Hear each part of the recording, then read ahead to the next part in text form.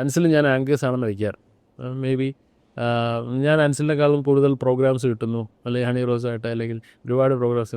അൻസിൽ ചെറിയ ചെറിയ പരിപാടികൾ മാത്രം, എക്സാമ്പിൾ മാട്ടപ്പരിപാടികൾ മാത്രം ചെയ്ത് പോവുകയാണെങ്കിൽ അൻസിലിന് എൻ്റെ മനസ്സിലൊരു സാങ്കല്പിക ശത്രു, എന്നോട് സാങ്കല്പിക ശത്രു ഉണ്ടാവും. അത് ഉണ്ടാവണം, എന്നാലും നമ്മൾ വളരുള്ളൂ. പക്ഷെ നമ്മളത് അയാളെ നശിപ്പിക്കുന്നതിന് വരെ നമ്മൾ കോമ്പറ്റേറ്റ് ചെയ്യാനാണ്. അൻസിൽ അതിലും ബെറ്ററായിട്ട് അൻസിൽ സണ്ണി ലിയോണിയായിട്ട് പരിപാടി ചെയ്യണം, അല്ലെങ്കിൽ മെസ്സിയായിട്ട് പരിപാടി ചെയ്യണം. ഈ അങ്ങനെ കയറിപ്പോകാൻ ശ്രമിക്കണം.